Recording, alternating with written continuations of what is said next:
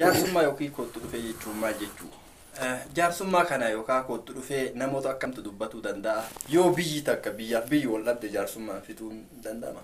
Qoraa murtii jechuun maal jechuudha? Qaallicha qabaachuu qaba. Dubartii qabaachuu qaba. Hin ta'u manni murtii addunyaa sirna keenya keessatti ga'ee takkaan qabu qoodaan qabu. Sirni kootti dhufee kun mana murtii kamii olitti iyyuu dhugaa muruu ni danda'a. Sirna kootti dhufee kana keessatti dubartiin gahee qabdi. Gaheen isaan qaban hoo gahee akkami? Nama isinitti baafadhaa, jaarsa isinitti dabaladhaa jechaa kan jirtu. Gaafiif deebiin kiyya kaardhaa kootti dhufee yookiin jaarsummaa.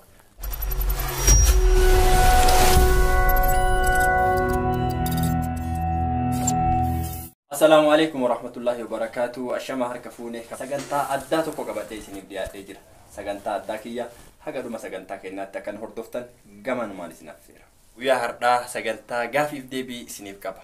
Akka nama qorataa aadaa Oromoo, seenaa Oromoo qorateetti sirna Oromoon ittiin rakkoolee garaagaraa furatu sirna jaarsummaa yookaan kootti dhufee irraa waan garaagaraa akka uummata keenyaaf qooddan gaafiif deebii itti isin dhiyeesse irra deebiin gara Oroo 360 dhufuu keessaniif hedduu galatoomaa isiniin jedha. Tola tillee galatoomii yeroo dura deebitee istiidiyoo keetitti naaf yeroo keetiif maqaa keetii fi maqaa hordoftoota keetiitiin galatoomii isin jedha. Hayyee ulfaadhaa isinis irra deebitanii naa dhufuu keessaniif mee jalqabuma irratti jaarsummaa yookiin kootti dhufee jechuun maal jechuudha?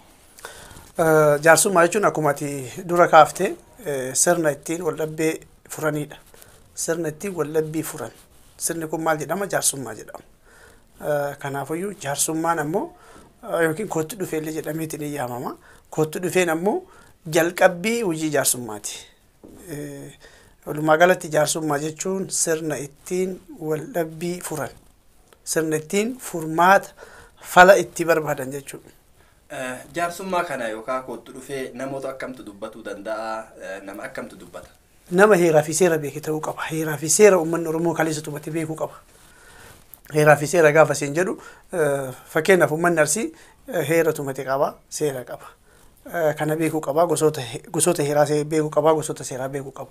Akkasuma immoo gosoota yakkaa beekuu qaba. Yakki gosa meeqa qaba? Yakka xiqqaarraa guddatti. Fakkeenyaaf yakka salphaa, yakka jiddu galeessaa fi yakka lubbuu namaa waan jedhutu jira. Kanaafuu sadarkaa yakkaa kana beekuu qaba jaarsummaa dubbachuudhaaf. Maaliif jennaaniin gaafa gosoota yakkaa kana beekne yakka uumame furuu hin danda'u waan ta'eef dursee osoo jaarsummaatti hin seenne duratti inni nama heeraa fi seera beeku ta'uu qaba. Nama bilchaataa nama uumee dubbii hambaa beeku ta'uu qaba. Nama gosoota yakkaallee addaan diigee beeku ta'uu qaba. Yakki tokko murtii isaa waliin. Seerri gaafatuma murtii qaba. Murtii isaa waliin waan raawwatame san beekuu qaba. Jaarsummaa tokko laaluudhaaf jechuudha. Hayyee jaarsummaa keessatti fakkeenyaaf akkuma maqaan isaa jedhu jaarsummaa yoo jennu maanguddoo jechuu dandeenya, jaarsa jechuu dandeenya. Kootti dhufeen waan kana akkaataa ittiin eegalumsa sirna kanaa jennee yoo fudhanne fakkeenyaaf namoota sirnoota wantoota akkanaa beekuu yakka gosoota yakkaa beekuu heerota akkanaa beekuu jettanii jirtan. Fakkeenyaaf umriin isaatis yoo jaarsan ta'in dargaggeessas yoo ta'e jaarsummaa yookiin kootti dhufee dubbachuu ni danda'a jechuudha. Jaarsummaan sadarkaa qaba. Jaarsummaan caasaa sirna gadaa irratti ilaalamuu fi caasaa sirna gadaatiin alatti ilaalamutu jira.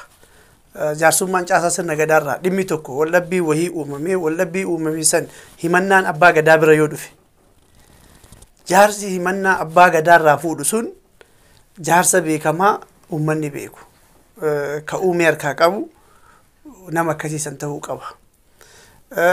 Achi asitti ammoo akka seera asaasatti akka iddoo qubattee jirtutti bakka jirtutti waldhabbii wayii yoo galee ati uumee dubbii sanii yoo beekte yeroo sanitti namni bakka san jiru battala san jiru si waan ta'eef jaarsummaa san fudhattee akka humnaatiin araarsuu ni dandeetta waan san fixuu ni dandeetta jechuudha. Waan ammoo humna keetii ol ta'e jaarsota beekamoo warra akka qoraa murtiitti yookiin gosoota irraa bakka bu'anii yookiin qubsuma irraa bakka bu'anii dhimma waldhabbii kana laalan hubannoo waan kanaa qaban namoota sanitti affeeruu dandeetta jechuudha. Dhimma san qabattee walumaa galatti jaarsummaa namoonni laalan namoota hubannoo jaarsummaan akkamitti akka laalamu beekuu qabu. Hedduu galatooma akkasuma jaarsummaa kanaan rakkoolee garaa furuu danda'anii jettanii jirtan. Fakkeenyaaf rakkoon nama dhuunfaa jira, namni dhuunfaa wal dhabu jira, kunillee kana jaarsummaan fixuu ni danda'ama. Yoo biyyi takka biyyaaf biyyi wal dhabde jaarsummaan fixuu ni danda'ama. Rakkoon galee kamiyyuu jaarsummaan ala kadhumu hin jiru. Jaarsaan ala rakkinni kamiyyuu yoo gale kadhumu hin jiru. Biyyi si wal dhabde, gosti si wal dhabde, namni dhuunfallee yoo wal dhabe jaarsummaan ga'ee guddaa qaba. Jaarsi ga'ee guddaa qaba. Jaarsi sun maal ta'uu qaba garuu jaarsa uumee dubbii beeku ta'uu qaba. Kuphii akkasanii beekuu qaba. Dubbii beekuu qaba. Jaarsa dubbii walitti oofu yoo hin taane jaarsa uumee dubbii sanii akkasiin kaleessa uummanni Oromoo tumatee kaahate. Yakkoota san yoo ka beeku taate, murtii akkasanii yoo ka beeku taate, dubbatee yakka galesaniif wal dhabbii galesaniif murtii dabarsuu yoo ka beeku taate wanni inni ilaalleef hin jirtu. Garuu jaarsi ammoo ka beekee ka biyyi beeyte yoo ta'e rakkina hin qabu. Mee jaarsummaa keessa yookaan kootti dhufee keessatti qoraa murtii waan jedhamtu jira. Qoraa murtii jechuun maal jechuudha? Jaarsummaa keessatti qoraa murtii osoo hin taane murtii illee nuuf danda'aadha. Qora mataa fi qora miilaa jedhama. Qora mataa fi qora miilaa waan jedhamutu jira. Sirna tokko fixuudhaaf gaaddisa tokko yoo ta'etti gaaddisni tokko maal guuttachuu qaba beektaa? Yoo xiqqaate waa 8 guuttachuu qaba. Tokko qora mataa qabaachuu qaba, qora miilaa qabaachuu qaba, hayyicha qabaachuu qaba, murticha qabaachuu qaba, qaallicha qabaachuu qaba, dubartii qabaachuu qaba, yaa'a qabaachuu qaba. Waan kana guuttachuu qaba. Yaati tuni sirna tokko laaluudhaaf gaaddisa tokko yoo ta'etti yaa'atu jira. Namoota dhimma san yookiin dhageeffachuuf yookiin ammoo qooda irraa fudhachuuf yookiin yaada irratti bahuudhaaf waan san jabeessuuf yookiin waan san mormuudhaaf ka dhufantu jira. Namoonni dhufan kun hundi isaatu namoota kana keessaa warra qooda qabutu jira. Fakkeenyaaf qorri mataatii fi qorri miilaa dhimma tokko fudhatanii yoo kalaalan taate qorri mataaf qorri miilaa qorri mataa eenyu ta'a, qorri miilaa ammoo eenyu ta'a. Qorri mataa eenyu ta'a, nama dhimmi sun itti himatame, nama miidhamaa san bakka bu'ee dhufu jechuudha. Miidhamaa. Qorri miilaa ammoo nama himatamaa san bakka bu'ee dhufu. Jara lamaan kanatu ol yaama. Dubbii tanarratti. Isa kun jiraachuu qaba. Gaafa jarri lamaa wal yaaman hayyichi jiraachuu qaba. Qajeelte ka jedhu. Qajeelte.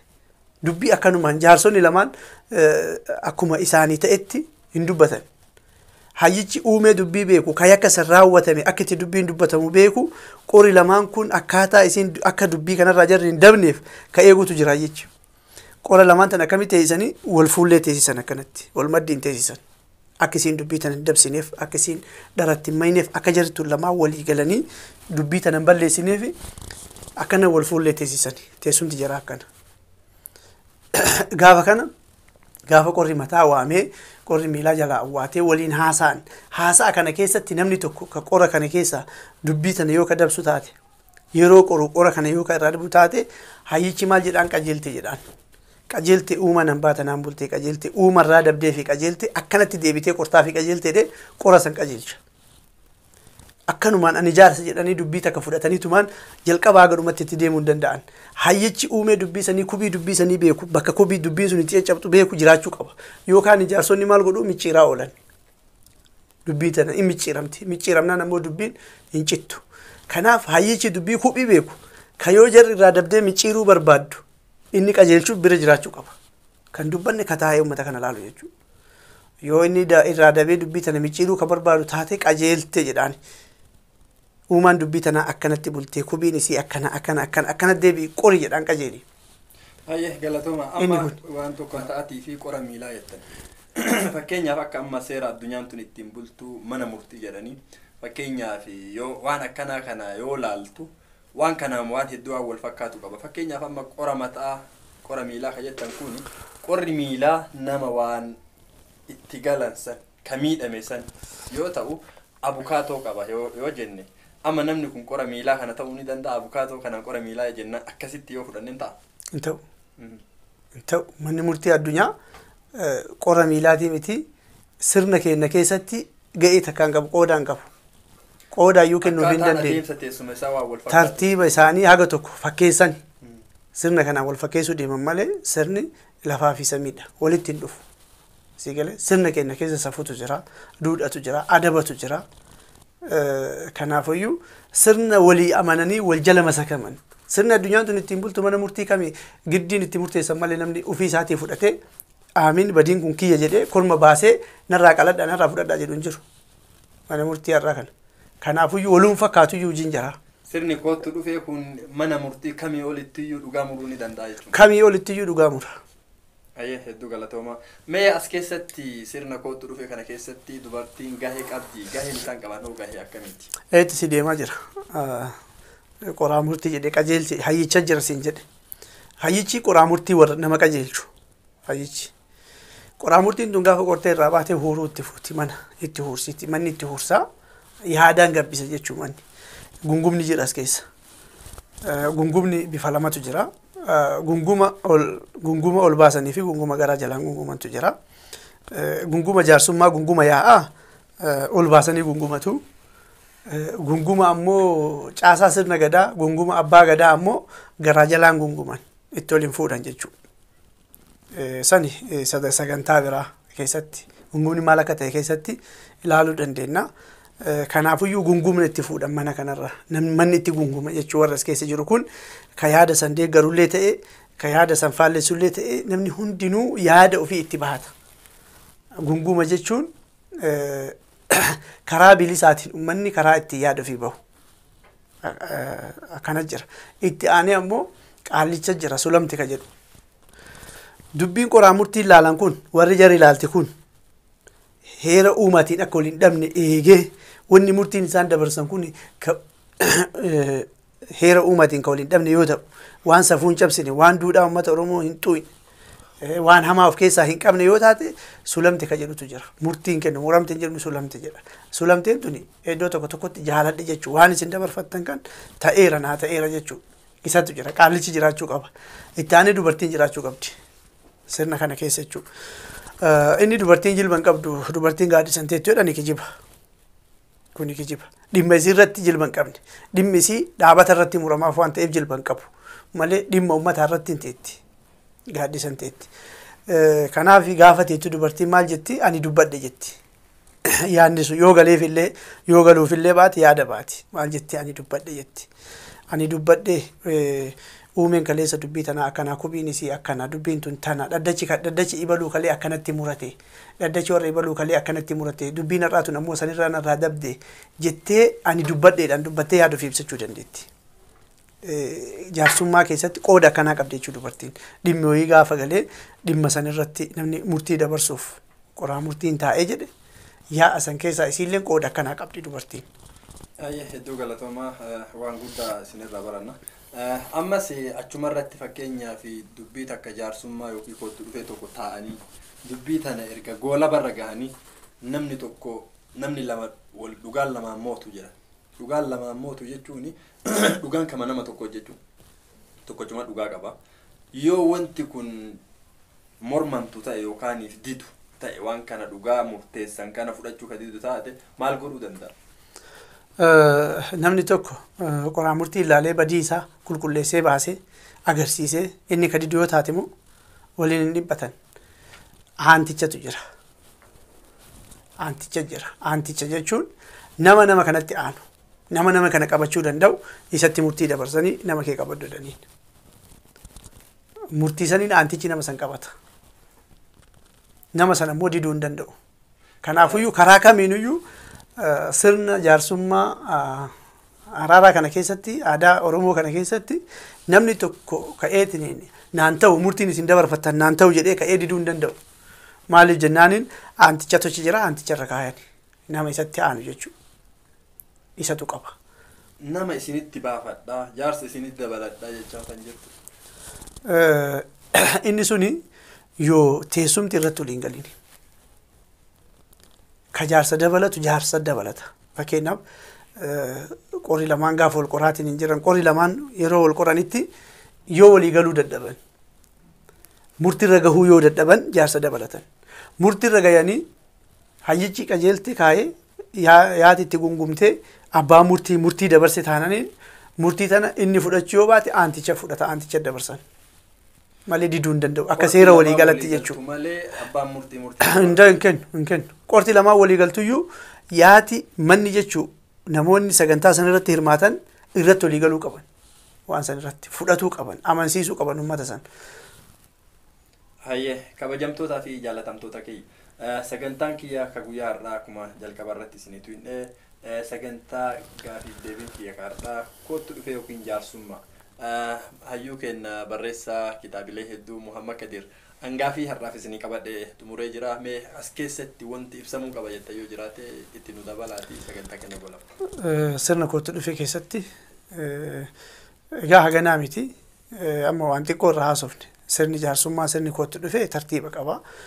Yoo xiqqaate jaarsummaa takka dubbachuudhaaf jaarsummaa san keessa wanti jiru qabxii 20 oli 8 tarreeffan kaa'e sun yaa'a. Namoota garuu ammoo akkaataa qoraa murtiin sun adeemsa jiru keessatti shanachatu jira, dachaafadhitu jira, dheessetu jira, ari'atu jira, shanachatu waa baay'eetu jira. Kanaafiyyuu jaarsummaan haganaa miti bal'oodha. Kanaaf sanillee yoo rabbi jedhe guyyaa biraa itti deebina. Ammaaf ammoo maal jechuu barbaadanii namoonni jaarsummaa dubbatan